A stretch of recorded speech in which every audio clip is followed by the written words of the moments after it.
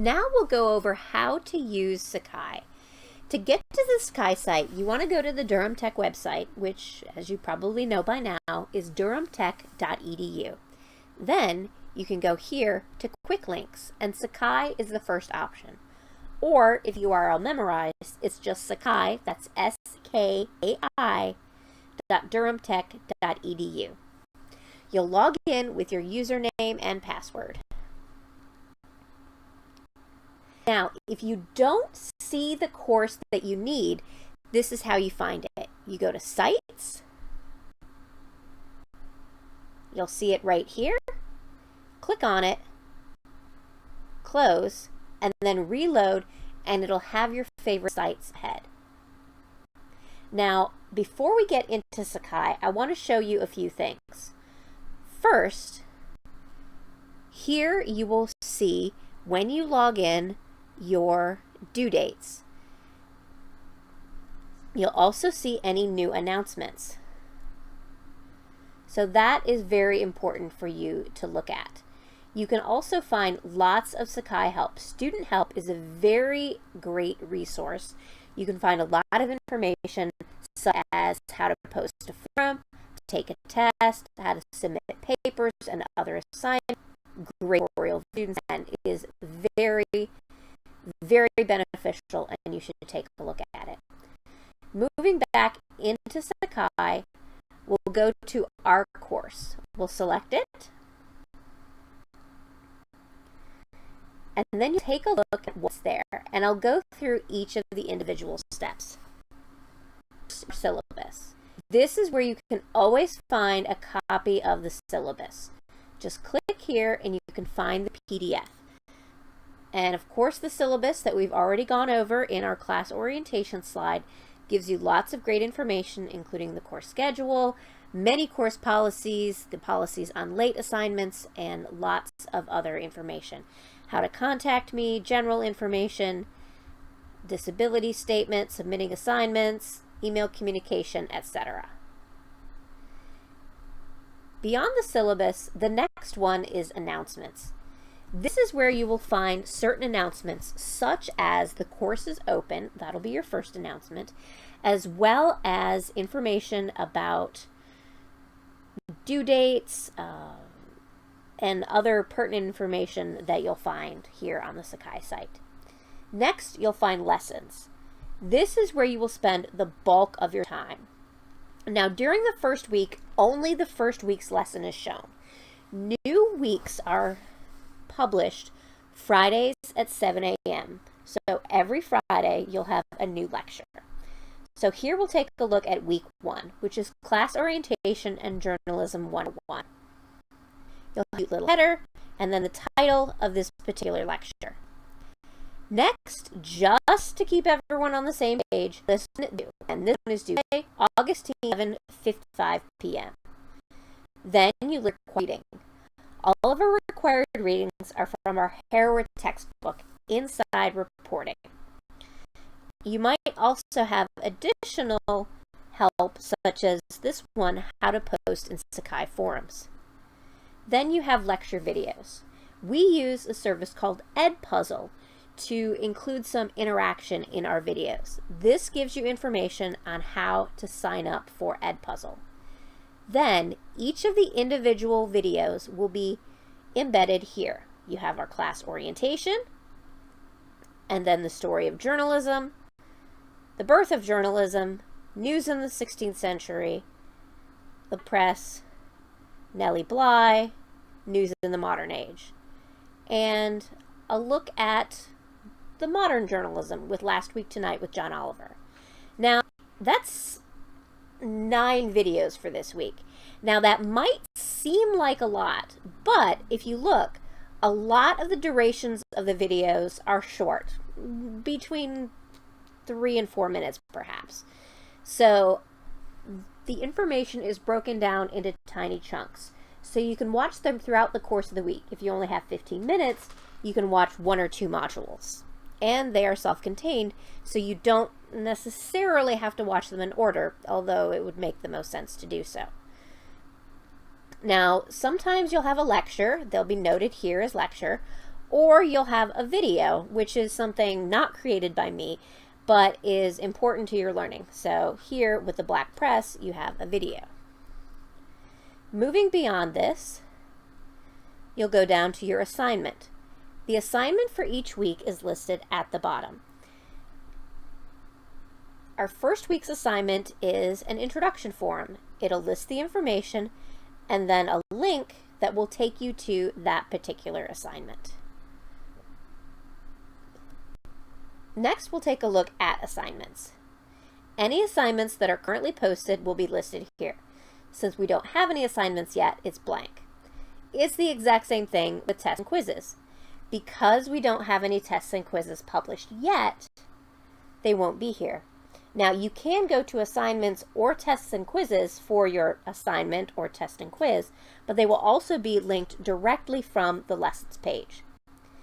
Next, you have forums. This is where you have the introduction forum, which is, of course, the first assignment, and then general discussion and questions. So if you have a general discussion question, something you'd like to ask me that you think maybe some of the other students might have the same question, you can list it here. Sometimes this is used by courses, sometimes it's not. It's all up to you. Next, you have our resources folder.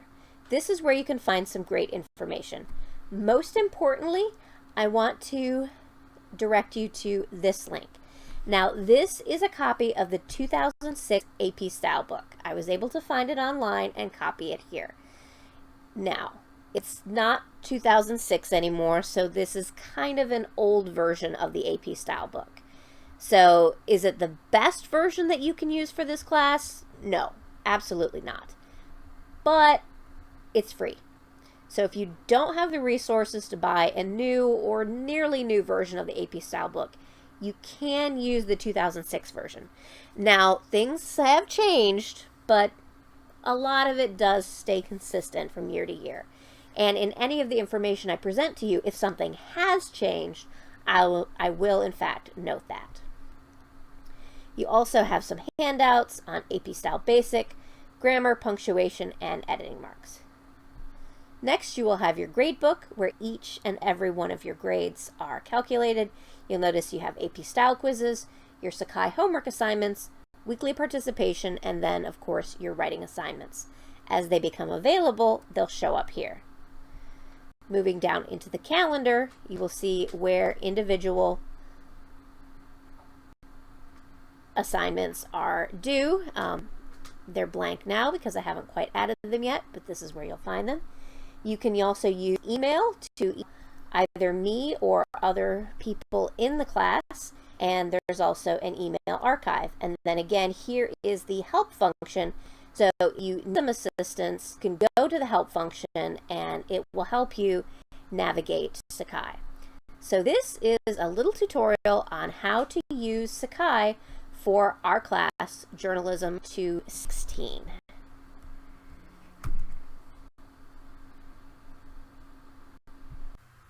Now we'll learn a little bit about using Edpuzzle, which is where you can find your lecture videos. Now, as long as you're logged into Edpuzzle, you can watch the videos directly from the Sakai site, or you can go to edpuzzle.com and watch them there. Now, the first thing you'll want to do is go here to sign up.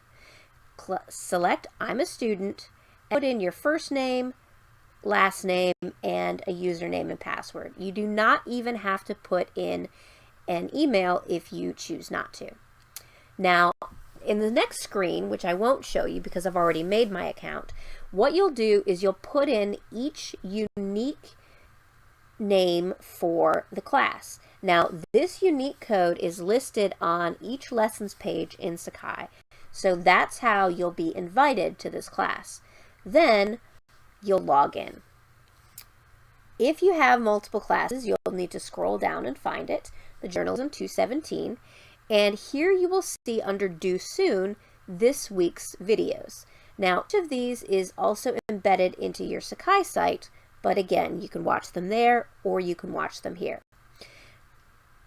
Now, I'll show you the due date as well as the status. This shows you what percentage of each video you have viewed. This here, the question mark, says that there are 2 questions inserted into this week's video, and also that you have scored 0 out of 100 for those particular questions, which of course you scored a 0 because you haven't answered them yet. Now down here you'll see the Using Sakai and Edpuzzle, and you viewed 0% and there are no questions inserted. You won't always have questions inserted into a lecture. Now these two I have completed, the Journalism 101 and Why Writing is Important. And you can see progress to check your assignment progress. You can see again that I have viewed as a student 100%, and I don't have any correct responses, but I don't have any submitted responses, for there weren't any questions in that particular video. Now, speaking of this Journalism 101 lecture, if I do, I will be able to see the video again. Now, once you've viewed the video, you can fast forward, which I will do here. See, it's a short video, so it's easy to fast forward. And each week start with a view, which tells you what items will be covered in each week's lesson. This one has why writing is important, academic versus journalistic writing, types of print journalism, and tips for print journalists. Now, I also have some sources that I use for my lectures. Now, rather than have them at the end where they might get lost, I'm actually going to insert them at the end of each preview lesson. So if you want more information later about what I talk about from Marquette University and why writing is so important, you can refer back to the preview slide, and that will give you the information on how to get it. So now we'll go back to the next video lecture, which is why writing is important. Now we can also check our progress here, or we can review. And this one is a little bit longer, but you can see that there is a question inserted here. Now, because I've already viewed it, I can fast forward through it.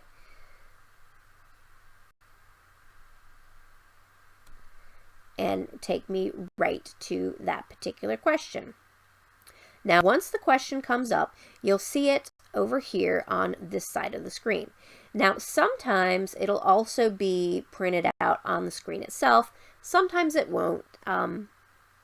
We'll just have to see which one it is. But either way, it will be on the left side of the screen. Now, you'll have, sometimes there'll be true, false, or multiple choice, or there might be a open-ended question. Either way, you'll be able to have the information here. And there we go. Here's the question. Writing is the primary basis upon which your work, your learning, and your intellect will be judged in college, in workplace, and in the community. And it's a true or false question. Unfortunately, I selected the wrong answer, which is false. And I'm not able to select the answer again. Now, you don't need to get every single question right in the lecture, but it is important that you watch them so that you can understand what's going on and get a better understanding of journalism. And then you hit continue, and it will out the video. See, and here's the question come up here. Again, it's a true or false question.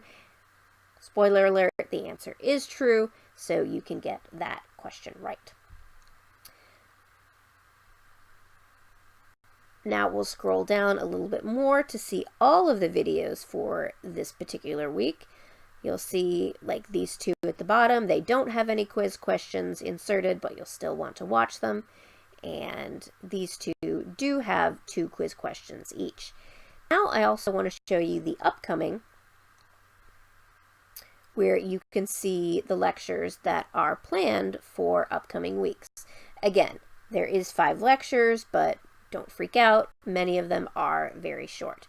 And that is a little bit about how to use Edpuzzle.